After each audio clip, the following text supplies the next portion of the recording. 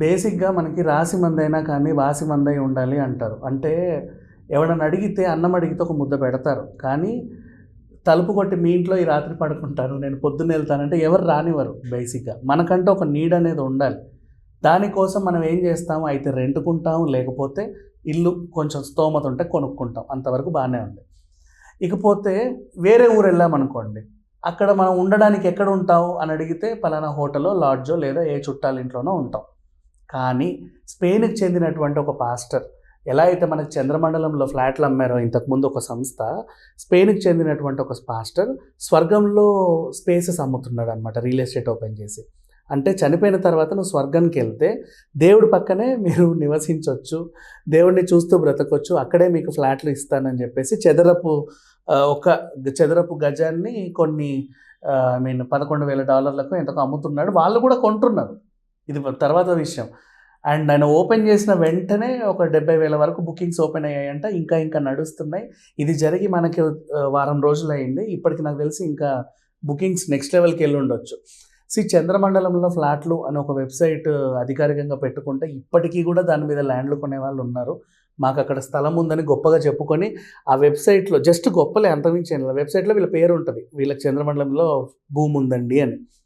అలానే అది అఫ్‌కోర్స్ అది ఆర్థిక నేరమే అయినప్పటికీ దాన్ని ఎవరు శిక్షించలేరు. వై? బికాజ్ ప్రపంచంలో ఇప్పుడు వీళ్ళకి చంద్రమండలం గురించి కదా వీళ్ళు మాట్లాడేది.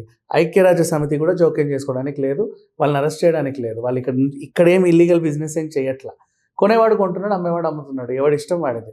ఇకపోతే స్వర్గంలో ఫ్లాట్లు అమ్మే పాస్టర్లని మరి వీళ్ళని ఎలా పట్టుకుంటారు, కోర్టులు ఎలా శిక్షిస్తారంటే వీళ్ళకి కూడా శిక్ష పడే అవకాశం ఉండదు. ఎందుకంటే నిజంగా స్వర్గంలో ఫ్లాట్ ఉందండి, మీరు రండి నేను చూపిస్తాను అంటాడు. మనం చస్తే గాని అక్కడికి వెళ్ళలేంగా, కాబట్టి వాళ్ళు చూపియలేరు. అంటే సైట్ సీయింగ్ లాంటివి ఏమి ఉండవు. సో మీరు వెళ్ళిన తర్వాత మీకంటూ ఒక పొజిషన్, మీరు స్వర్గంలో ఎంటర్ అయిన వెంటనే ఫలానా స్ట్రీట్ నెంబర్ 2కి వెళ్ళండి, అక్కడ ఫ్లాట్ నెంబర్ 5 నీదే, ఫ్లాట్ నెంబర్ 14 నీదే, ఈ విధంగా చెప్పి దేవుడిని చూస్తూ దేవుడి పక్కన బ్రతకొచ్చు అని.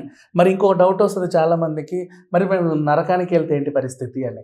సో ఈ పాస్టర్లు ఉండేది ఏంటంటే వీళ్ళు ఏం చేస్తారంటే, మీరు పాపాలు చేస్తే కదా నరకానికి వెళ్ళేది, సో ఆ పాపాలు ఇతను కడిగేస్తాడనమాట. పాపాలు కడిగేసి తర్వాత పునీతం చేసి అప్పుడు స్వర్గానికి పంపిస్తాడు.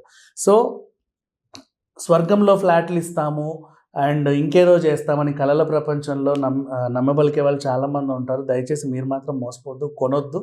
ఈ ఫ్లాట్లు ఏమి ఉండవు అలాంటివి. పోనీ ఒకసారి ట్రయల్ వర్షన్, ఇప్పుడు మనకు శంషాబాద్ దగ్గర ఫ్లాట్ కొనాలంటే ఒక సైట్ సీయింగ్ ఏర్పాటు చేస్తారు. బతుకుంటాం కాబట్టి చూస్తాం, అక్కడికి సైట్ సీయింగ్ చూడాలన్నా కూడా మనం చావాల్సిందే ఖచ్చితంగా. సో ఇట్లాంటి పాస్టర్లను అయితే నమ్మకండి. బట్ అఫ్కోర్స్ కొనేవాళ్ళు కొంటున్నారు. స్పెయిన్లో కూడా అంటే మరి అది మూర్ఖత్వమో నమ్మకమో తెలియదు, అపనమ్మకమో తెలియదు, కానీ కొనేవాళ్ళు కొంటున్నారు, అమ్మేవాళ్ళు నమ్ముతున్నారు. అదొక నమ్మకం వాళ్ళది అంతే. ఆ నమ్మకాన్ని అలాగే వదిలేస్తే better. Thank you so much.